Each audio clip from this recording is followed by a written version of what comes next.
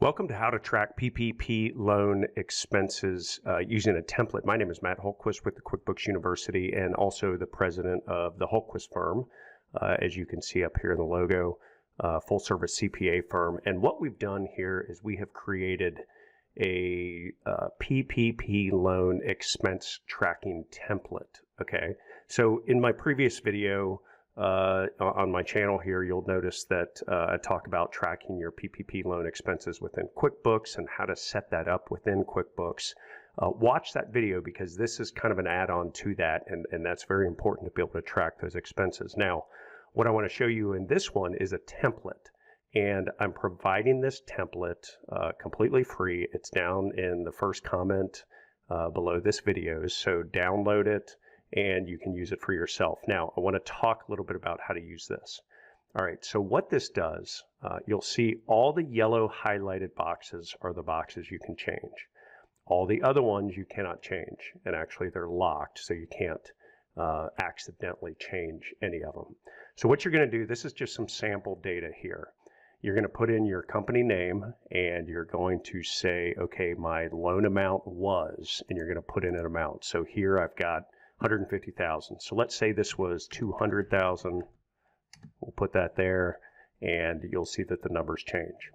Okay, now the origination date, that's the date you got your loan. Okay, and you'll see here with the red little notes here, I've got notes on some of these cells. Okay, so this is from the loan document, your origination date. That's the date you got the loan. And then it calculates, okay, 8 weeks later is when you have to spend your PPP loan money. All right, so that's very important that you're tracking that date to make sure that you spend the money. All right, because there could be some people that say, you know, I get to 7.5 weeks and I still have 5,000 to spend, and let's say rent is due in a week and a half. Well, maybe you need to go ahead and pay your rent before the 8 weeks is up so that you spend all your PPP loan money and it's forgiven. All right, so very important to track that date. Next thing here is the number of pay periods per year. Okay, so if your company, whatever, if there's 24, you're going to put that in. If there's 26, you're going to put that in. Okay, and you're going to see that this number changes. The individual pay cap, all right, so that ties in down to here, excess over pay cap. And you'll see I have a note here, and this basically means that because you cannot include amounts for individuals that make over $100,000, any amount over this amount per pay period needs to be subtracted out of the amount of money spent. All right, so that's going to calculate that, and that's going to change based on the number of pay periods.